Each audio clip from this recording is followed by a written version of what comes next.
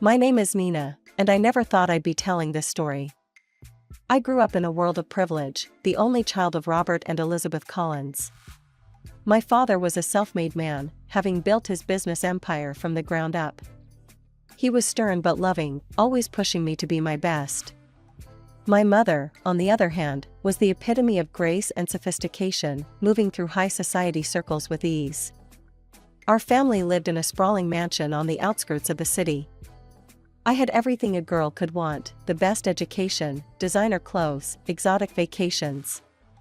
But despite all the material comforts, there was always a part of me that felt empty. Enter Mark Johnson. I met him during my final year of college, and it was like a bolt of lightning struck me. He was charming, handsome, and seemed to understand me in a way no one else ever had. We started dating, and for the first time in my life, I felt truly alive. There was just one problem: my parents hated him. "Nina, darling," my mother said one evening over dinner, "don't you think Mark is attracted to you not only by your inner qualities, but also by our money?" My father chimed in, his face set in a hard frown. "He's got no prospects, no ambition. He's not the kind of man who can give you the life you're accustomed to." "I don't care about any of that," I shouted, pushing away from the table. "I love him, and he loves me. Isn't that what matters?" Things came to a head when Mark proposed. It was a simple affair, no fancy restaurant, no elaborate setup. Just the two of us, walking in the park where we had our first date. He got down on one knee, pulled out a modest ring, and asked me to be his wife. I said yes without hesitation. When I told my parents, all hell broke loose. "If you marry him, you're no longer welcome in this house," my father roared. "Daddy, please," I begged, tears streaming down my face. "Can't you just be happy for me?" But he wouldn't budge. My mother stood silently by his side, her face a mask of disappointment. I left that night, my heart breaking but my resolve firm. I moved in with Mark, into the small apartment he shared with a roommate. It was a far cry from the luxury I was used to, but I was determined to make it work. The weeks leading up to the wedding were a blur of planning and stress. I kept hoping my parents would come around, that they'd realize how much their presence meant to me. But as the big day approached, it became clear they weren't going to change their minds. As I walked down the aisle, I scanned the faces of our guests, still holding out hope that I'd see my parents. But they weren't there. For a moment, sadness threatened to overwhelm me. Then I saw Mark, standing at the altar, looking at me like I was the most beautiful thing he'd ever seen. In that moment, everything else faded away. My parents' absence, the modest surroundings, the uncertain future, none of it mattered. I was marrying the man I loved, and that was enough. After the wedding, Mark and I moved into the luxury apartment in the city center that my beloved grandfather had left me. It was a stark contrast to Mark's old place, spacious, with high ceilings, and a view of the city skyline. I spent days decorating it, trying to make it feel like our home. As the days turned into weeks and then months, we settled into married life. Mark threw himself into his work at a local marketing firm, often coming home late but always with a smile and a kiss for me. I busied myself with setting up our home and volunteering at a local animal shelter. About a year and a half after our wedding, our lives changed forever. I still remember the day I found out I was pregnant. My hands were shaking as I held the positive test, a mix of excitement and terror coursing through me. When I told Mark, his face lit up like a Christmas tree. "We're going to be parents," he exclaimed, picking me up and spinning me around. "Nina, this is amazing." When our son, Jacob, was born, I was overwhelmed with love. He was perfect, 10 tiny fingers, 10 tiny toes, and a shock of dark hair, just like his father's. Through the haze of exhaustion and joy, I snapped a picture of him and sent it to my parents. I waited for a response. A call, a text, anything. But there was nothing but silence. "They'll come around," Mark assured me, seeing the hurt in my eyes. How could they resist this little guy? I tried to push the disappointment aside and focus on our new family. A few months after Jacob was born, I decided it was time for me to get back to work. I found a part-time position as a manager at a local boutique. Balancing work, a newborn, and keeping the house in order was a challenge, but I was determined to make it work. I'd wake up early to feed Jacob, drop him off at daycare, work my shift, pick him up, make dinner, clean the house, and collapse into bed, only to do it all over again the next day. But as Jacob neared his first birthday, I started to notice changes in Mark. He became more distant, often coming home even later than before. When he was home, he seemed distracted, always on his phone. "Everything okay at work?" I asked one night as we got ready for bed. "Yeah, just busy," he mumbled, not meeting my eyes. "Big project coming up." As I drifted off to sleep that night, Jacob's soft breathing coming through the baby monitor, I couldn't shake the feeling that something was off. But I pushed it aside. We were happy, weren't we? We had a beautiful son, a lovely home, good jobs. What more could I want? The changes in Mark became more pronounced as time went on. One evening, as I was putting Jacob to bed, Mark cornered me in the nursery. "Nina, we need to talk," he said, his tone unusually serious. "I think you should quit your job." I blinked, sure I had misheard him. "Quit my job? Why?" "Look around," he gestured vaguely. "The house is a mess. Jacob needs more attention. I think it would be better if you focused on being a full-time mom and housewife." I felt like I'd been slapped. But I love my job. And I thought we were managing just fine. Mark's face hardened. "Well, we're not. I'm the man of this house, and I'm telling you, it's time to quit." We argued late into the night, but in the end, I gave in. I told myself it was for the good of our family, that Mark was just stressed from work. The next day, with a heavy heart, I handed in my resignation. At first, I threw myself into my new role with gusto. I deep cleaned the apartment, tried new recipes, and spent hours playing with Jacob. But as the days wore on, I found myself missing the structure and satisfaction of my job. Meanwhile, Mark's behavior continued to change. He started coming home later and later, often smelling of alcohol. Our bank account, which I had access to, showed mysterious withdrawals. One night, as I was folding laundry, I confronted him. "Mark, where is all our money going? We're barely making ends meet." He exploded. "Maybe if you knew how to budget properly, we wouldn't have this problem." I recoiled, shocked at his outburst. This wasn't the man I married. Things only got worse from there. Mark began criticizing everything I did. The house was never clean enough, dinner was never good enough, I wasn't attentive enough to Jacob. The final straw came when Jacob got sick with a nasty flu. He was running a high fever and crying constantly. I was at my wit's end, having been up for 2 nights straight. "Mark, please," I begged. "Can you take a day off work to help me with Jacob? I'm exhausted." He looked at me like I was crazy. "Take a day off? Are you kidding? Some of us actually have to work for a living, Nina." The next day, he came home with a suitcase. "I'm going to a hotel for a few days," he announced. "I need to rest after work, not listen to a screaming kid." I was stunned. "You're leaving us? Now?" He shrugged, already heading for the door. "Taking care of Jacob is your job, not mine. Call me when he's better." As the door slammed behind him, I sank to the floor, Jacob wailing in my arms. What had happened to us? To the man who had once looked at me like I hung the moon? In that moment, I missed my parents more than ever. I wanted to call them, to hear my mother's soothing voice, to feel my father's protective embrace. But pride and shame held me back. How could I admit that they had been right all along? As I rocked Jacob, trying to soothe both his cries and my own, I couldn't help but think about the words my father had said on the day I told them about my engagement. "He's not the man you think he is, Nina."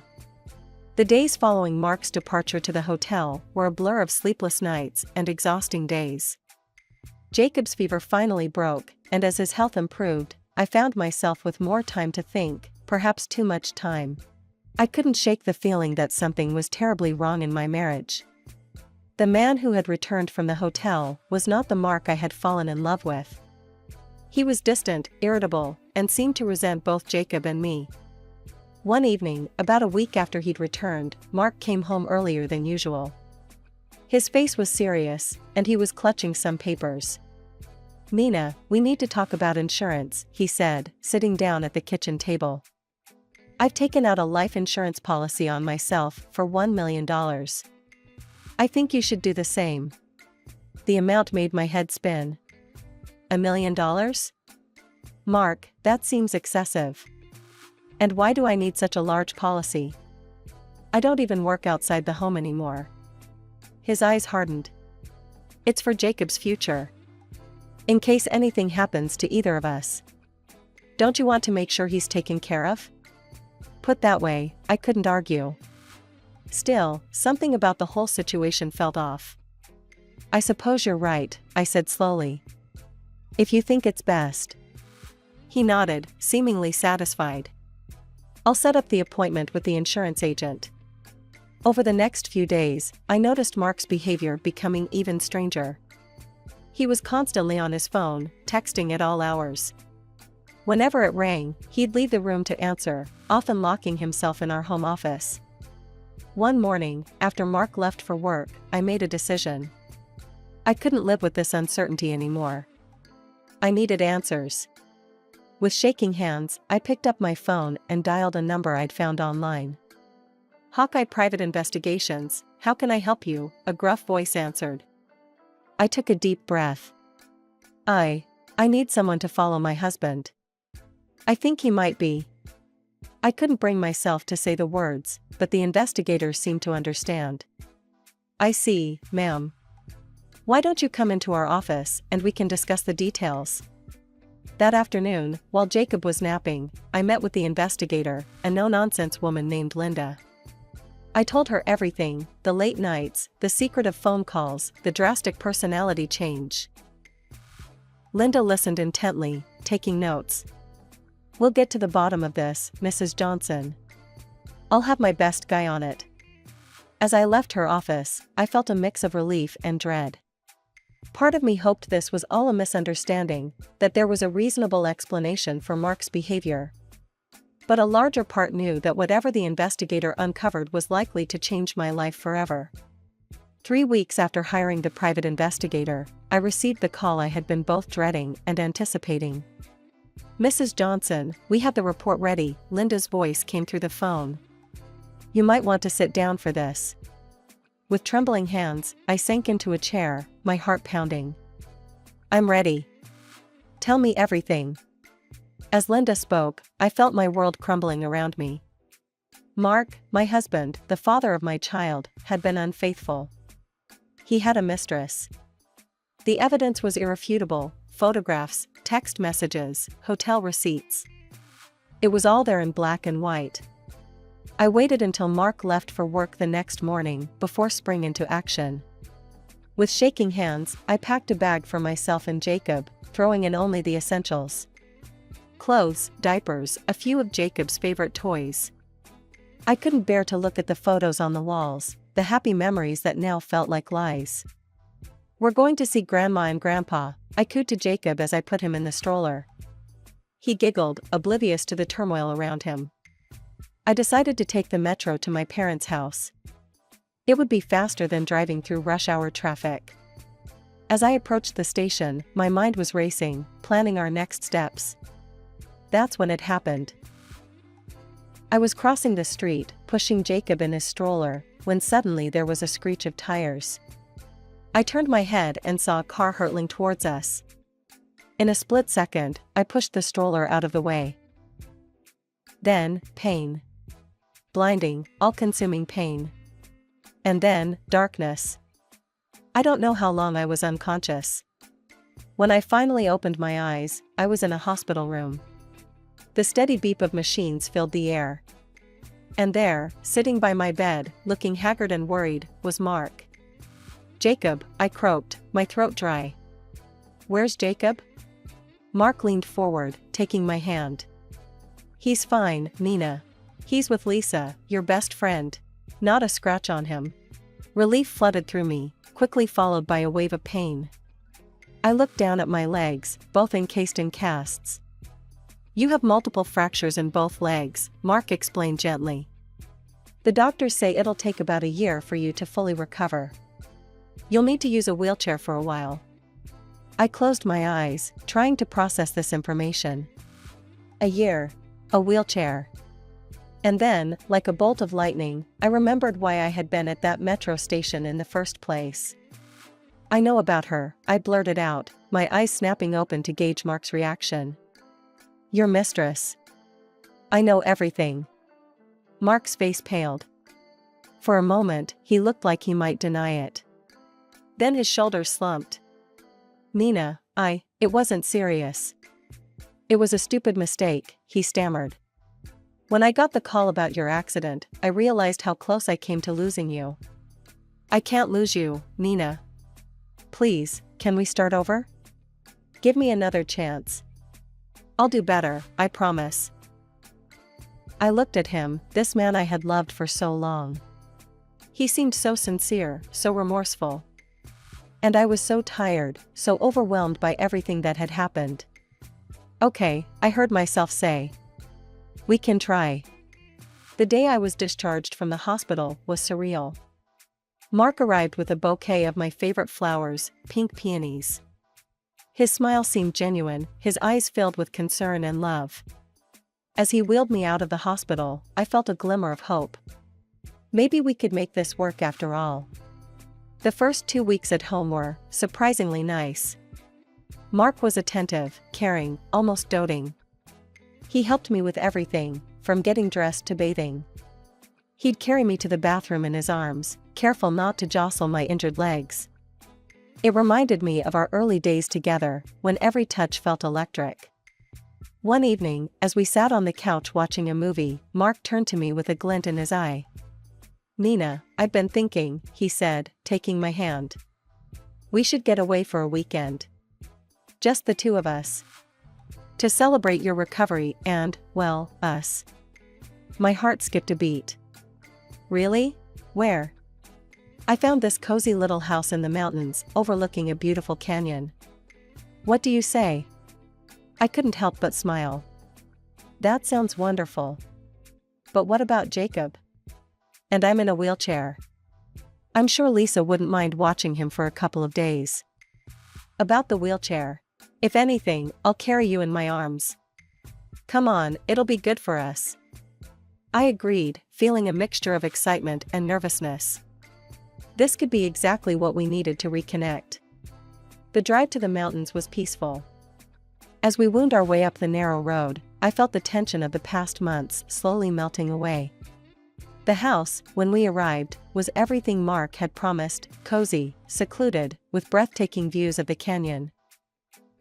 I'm going to explore a bit, Mark said after we'd settled in. Why don't you rest? I nodded, watching him disappear down a trail. Left alone, I decided to check my emails. I hadn't had a chance to do so since the accident. My phone was nowhere to be found, so I wheeled myself over to Mark's laptop. As I opened the browser, an email notification popped up. It was from an unfamiliar address, but the subject line made my blood run cold. Urgent, new information about your case. With trembling hands, I clicked on it. The message was from Linda, the private investigator I'd hired weeks ago. My heart pounded as I read. Mrs. Johnson, I've been trying to reach you. Your number is out of service. I've uncovered disturbing new information. You're in danger. Your husband was involved in your accident. He's trying to get rid of you for the insurance money and your apartment. His mistress was driving the car that hit you. I've attached evidence, photos, videos, texts. Please contact me immediately. I stared at the screen, my mind reeling. There was Mark, plotting with his mistress. There were bank statements showing large withdrawals. There was a grainy video of a woman who looked remarkably like Mark's assistant behind the wheel of a car, moments before impact. Just as I closed the laptop, Mark walked in. I tried to compose myself, but my heart was racing. "Everything okay, Nina?" he asked, his voice deceptively casual. I forced a smile. "Yeah, I can't find my phone." "Have you seen it?" A cold smile played on Mark's lips. "Oh, that. It broke down suddenly. Must have been damaged in the accident." A chill ran down my spine. I needed to contact someone, anyone, but how? "Mark," I said, trying to keep my voice steady. "Could I borrow your phone? I want to check on Jacob, see how he's doing with Lisa." He hesitated for a moment, then handed me his phone. "Sure, go ahead. I'll just be right here." My hands trembled as I took the phone. Mark hovered nearby, watching. I knew I couldn't call the police or even Lisa. Then, a memory flashed in my mind, a conversation with my father years ago. "If you're ever in trouble and can't speak freely, ask about Buddy the bear. I'll know you need help." Praying my father hadn't changed his number, I dialed. When he answered, I put on my brightest voice. "Hey, Lisa. How's everything going? How's Buddy the bear doing?" There was a pause, and I held my breath. Then my father's voice came through, deliberately high-pitched to sound feminine.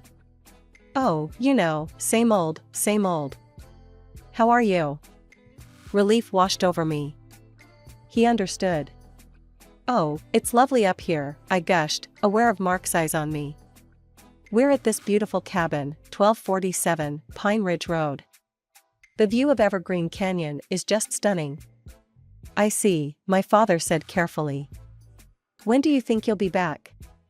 "Oh, I dream of seeing you right now, this very second," I said emphatically. "I miss you guys already." After exchanging a few more pleasantries, I hung up. Mark seemed satisfied, not suspecting anything amiss. As evening approached, Mark suggested a walk. "The sunset over the canyon is beautiful. We shouldn't miss it." Fear gripped me, but I knew I had no choice. "That sounds nice," I managed to say. Mark wheeled me out onto a narrow path that wound along the edge of the canyon. The view was breathtaking. The setting sun painted the sky in brilliant hues of orange and purple, the canyon stretching endlessly before us, but all I could think about was the sheer drop just feet away. As Mark pushed my wheelchair, chatting about the scenery as if everything was normal, I closed my eyes and prayed. "Please, Dad," I thought desperately.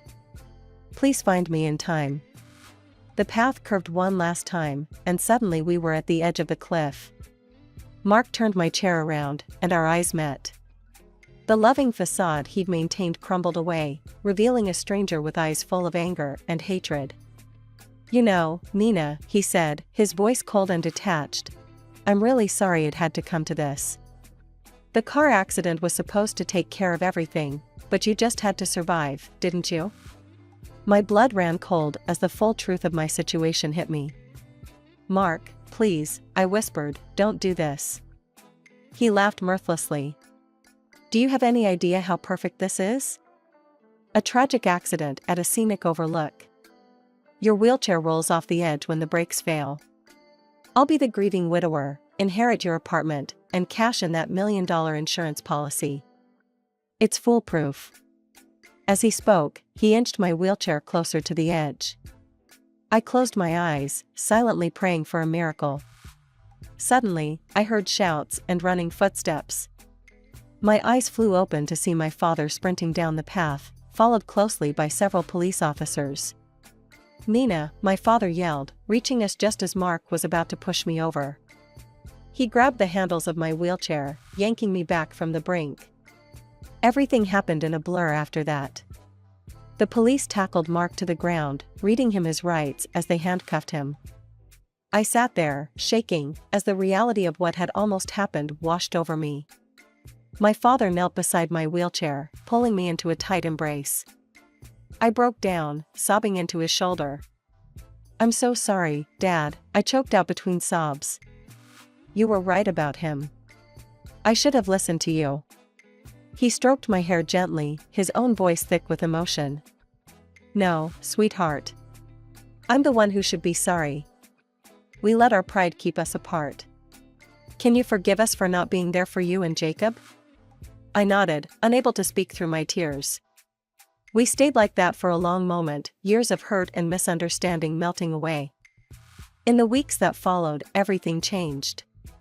I filed for divorce, and with the overwhelming evidence against him, Mark was sentenced to prison for attempted murder, along with his mistress who had driven the car in the original accident. I sold the apartment that held so many painful memories and bought a new one, close to a good school for Jacob and just a few blocks from my parents' house. I moved back in with my parents during my rehabilitation. It was a year of healing, both physically and emotionally. My parents doted on Jacob, making up for lost time with their grandson. Slowly, I learned to trust again, to smile again, to hope again,